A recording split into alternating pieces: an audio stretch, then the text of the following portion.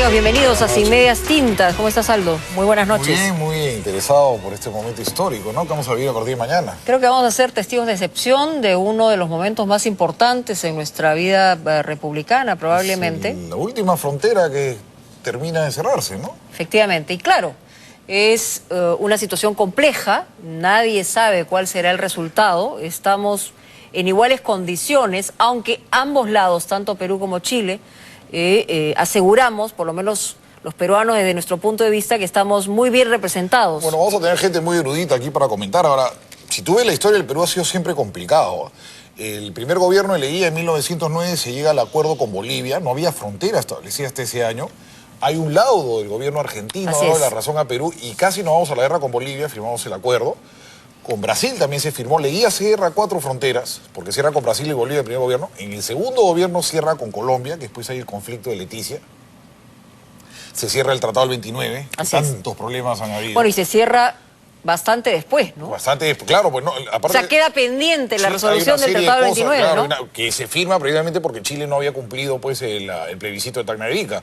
Y las convenciones de Lima se cierran con el gobierno Fujimori, en los 90. el problema terrestre. Y también el problema con Ecuador el año 97-98. Exactamente. Entonces, siempre nuestras fronteras han sido... complicadas, ha habido laudos. Incluso el primer gobierno de Leguía casi una guerra porque el rey de España iba a delimitar la frontera. Y Ecuador reconoce la autoridad del rey de España. Es una cosa muy fuerte para la época, ¿no? Como tú dices, es una situación compleja. Sin embargo, estamos totalmente seguros que tenemos un gran equipo en La Haya. Vamos a tener más adelante... El caso está bien armado. Con un contacto en vivo con nuestra enviada especial a Holanda. Mañana empieza la cosa en la fase oral. Por supuesto, Frecuencia Latina estará transmitiendo en vivo todos los alegatos de la parte peruana y posteriormente de la parte chilena. Ahora, Mónica, ¿te preocupa lo que pasó con Colombia? ¿Cómo lo ves? Mira, a mí sí me preocupa porque Colombia tiene una tradición institucional, tenía... La Atenas de América, ¿no? Muy importante, y cuando mirábamos la institucionalidad, mirábamos hacia Colombia... muchísimo. Entonces, esto sí me ha sabido mal. Ahora, puede entender una circunstancia histórica que les toca vivir, tienen temor que más adelante... Había mucha razón ahí en Colombia. Ahora, también ellos dicen... sotoboche, que si se han salido de La Haya porque les pondría a venir ahora demandas de Jamaica, Costa Rica y Panamá. Ahora, pero lo cierto es que en realidad tienen que ser respetuosos de lo que han suscrito. O sea, claro, están denunciando el pacto, su pacto, o sea, su propio pacto, ¿no? Claro. Donde fue la sede y todo esto. Entonces sí, me ha sabido mal. En realidad me ha sabido mal. Pero lo que ha quedado muy bien es lo que ha dicho tanto el presidente del Perú como el presidente de Chile. Vamos a escucharlos. Expresamos nuestro respeto a lo que es el orden jurídico internacional y en este caso la Corte Internacional de Justicia en La Haya. Acataremos, ejecutaremos la sentencia que defina las diferencias que hoy día la estamos llevando a esta Corte de Justicia Internacional. Chile ha sido, es y va a seguir siendo un país respetuoso del derecho internacional, de la solución pacífica a las controversias. Tengamos tranquilidad, madurez y sabiduría para enfrentar las etapas que vienen en el caso que está conociendo la Corte Internacional de La Haya.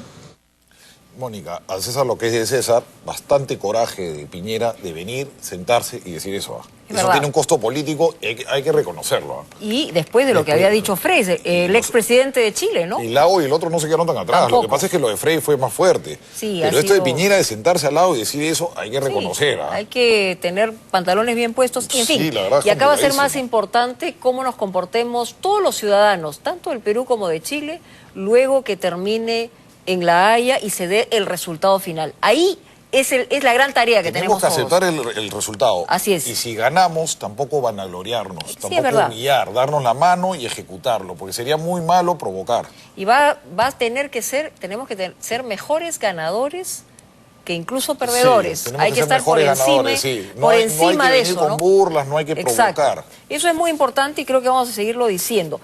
Bueno, María Eugenia Guevara de Sin Medias Tintas ha recogido toda la información que hay hasta ahora sobre las posiciones tanto históricas como actuales de estos dos países y lo que se está jugando el Perú a partir de mañana en La Haya.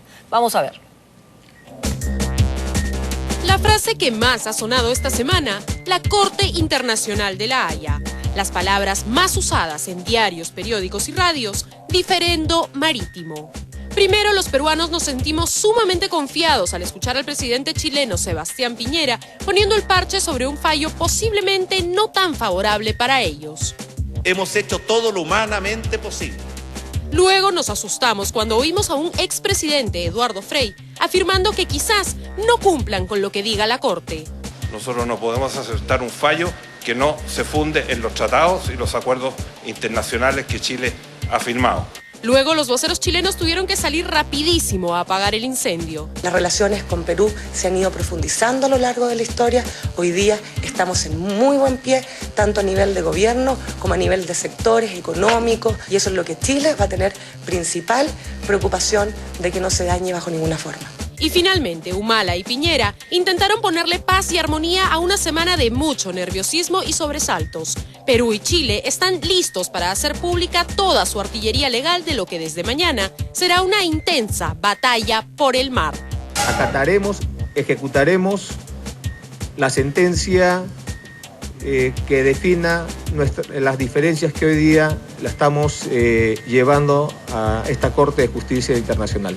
Chile ha sido, es y va a seguir siendo un país respetuoso del derecho internacional, de la solución pacífica de las controversias. En menos de 12 horas, los agentes peruanos van a iniciar la fase oral de este proceso en la Corte Internacional de La Haya. Pero al margen de todos los comentarios que hemos venido escuchando en estos días, ¿tiene usted claro qué es lo que va a ocurrir en estas 2 semanas en Holanda? ¿Cuál es la posición peruana? ¿Qué es lo que sostiene Chile? ¿Y qué consecuencias podría tener este fallo? A continuación, todo lo que usted necesita saber sobre este litigio marítimo para tenerla clarita. Según el derecho internacional y tal como nos enseñaron en el colegio, todos los países con límite marítimo tienen soberanía sobre 200 millas de mar medido desde el borde costero.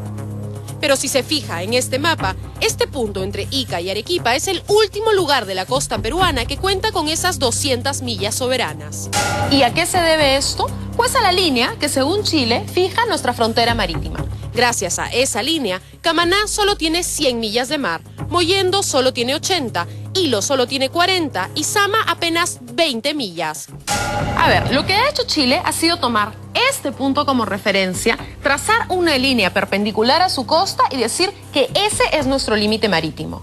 Si nosotros hiciéramos lo mismo que han hecho ellos, tomaríamos esta línea perpendicular a nuestra costa y marcaríamos nuestro límite marítimo aquí. Obviamente hay una sobreposición de espacios y por lo tanto hay una controversia. Por eso lo que Perú está pidiendo a la Corte Internacional es que se forme una línea, que es esta, que esté exactamente a la misma distancia de esta línea de acá y de esta línea de acá. A eso se le ha llamado línea equidistante y eso es lo que estamos pidiendo a la Corte Internacional. En 1952 y en 1954, Chile, Ecuador y Perú firmaron unos convenios en los que nos poníamos de acuerdo en cuáles eran las zonas limítrofes en las que se podía pescar. Tanto Ecuador, Perú y Chile reclamaron desde aquella época 200 millas de soberanía y jurisdicción sobre los recursos naturales. Estos dos documentos, del 52 y del 54, son llamados el Tratado de Lima y el Tratado de Santiago. Pero estos dos documentos son documentos de pesca, que por añadidura se pone el tema también de la frontera marítima, pero son básica y puntualmente tratados de pesca. Es decir, como en estos convenios de pesca se determinó que Chile podría pescar hasta la línea de este paralelo geográfico, Chile quiere decir que esa es la frontera, y como eso se ha respetado desde el año 52 hasta ahora, también quieren decir que eso ya lo habíamos aceptado nosotros. Pero no, pues, las cosas desde nuestra perspectiva de ninguna manera son así. Si tuviéramos que resumir la posición peruana en una sola frase, esta sería: no existe ni se ha firmado nunca un tratado de frontera marítima con Chile. Es por eso que desde 1969 nuestro país ha venido tratando de convencer a Chile para sentarnos en una mesa y negociar cuáles serán estos límites. se habían hecho una serie de exhortaciones para que Chile se pronunciara sobre la ausencia de un documento jurídico que marcara la frontera marítima entre nuestros dos países, y el gobierno chileno no los aceptaba o hacía oídos sordos. Luego Chile diría que los convenios de pesca del 52 y el 54 son en realidad el tratado de límites que Perú asegura que no existe. Y es lo que nosotros tratamos de rectificar, primero solicitándole a Chile, a partir del 2000, una negociación bilateral que Chile rechazó, y hoy en día, a través del Pacto de Bogotá, hemos llegado a la Corte Internacional de Justicia. Hasta ahí, Chile dice que sí hay límites y Perú dice que no hay.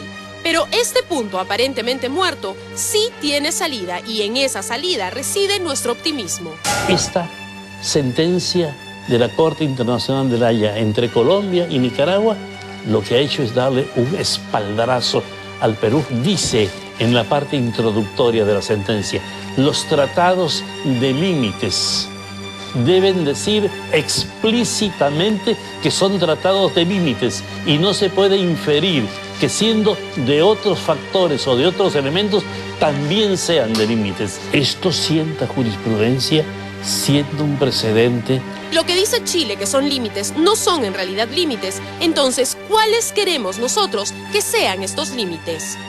El Perú le pide a la Corte Internacional de La Haya que sea este organismo el que trace. Es decir, nosotros aceptamos que no podemos hacer lo mismo que Chile, que sería trazar una línea perpendicular a nuestra costa. Así que la tesis peruana es trazar una línea que vaya exactamente por el medio de esas dos líneas hipotéticas. ¿Y por qué es tan importante recuperar ese mar? ¿Es solamente una reivindicación? ¿O hay algo allí que de verdad nos interesa? Pues resulta que en esa pequeña curva del litoral está el segundo stock más grande de anchoveta después del norte peruano. La anchoveta del norte-centro tiende a irse al sur.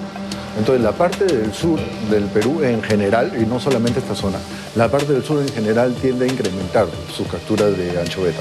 Lo mismo también Chile, ¿no es cierto? Una ventaja más es que en esa zona, más al sur, las aguas profundas están mucho más pegadas a la superficie y la pesca de altura está por eso mucho más cerca para los pescadores. La pesca artesanal de hilo es una de las pioneras en salir a pescar muy afuera, porque el mar frío es más angosto, ¿no?, que en los otros lados, y por lo tanto perico u otras especies que están más afuera están más cerca, digámoslo así, por alguna manera en hilo. Entonces ellos han desarrollado una pesquería de altura de hace varios años, y allí entonces le mejoraría el acceso hacia la zona de pesca más lejanas. Pero antes de proyectar nuevos puertos y cualquier otro superproyecto, volvamos al presente y pisemos tierra. Lo que empieza mañana es la etapa oral del proceso. Es decir, los agentes peruanos y chilenos expondrán ante la Corte Internacional los argumentos que sostengan su posición. La fase oral empieza el 3 de diciembre y termina el 14 de diciembre. El Perú empieza hablando porque el Perú es el que planteó la solicitud de que sea la Corte la que fije el fallo, y entonces el Perú empieza a hablar. Una vez concluida esta etapa, la Corte revisará los alegatos y estudiará el caso. El plazo estimado para dar una sentencia es de 5 meses, así que será alrededor de junio cuando por fin sepamos cuál es nuestro destino.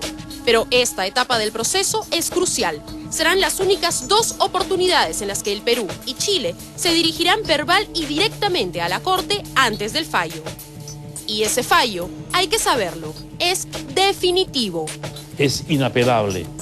Todas las sentencias de la Corte Internacional de La Haya son inapelables por una razón: porque no existe otra institución jurídica por encima. El fallo de la Corte no solo nos va a decir si Chile o el Perú tienen la razón, es decir, si los tratados a los que ambos hacemos referencia fueron o no tratados que fijaron las fronteras, en primer término. Y, en segundo lugar, la Corte fijará la línea que ambos estados debemos respetar. Lo único que nos quedaría es ponernos de acuerdo para establecer las coordenadas geográficas. Así que, ahora sí, con las ideas bien claras, solamente queda confiar en que la parte peruana hará el trabajo lo suficientemente bien como para no perder esta causa que, según todos los expertos, es mucho más fácil de ganar que de perder.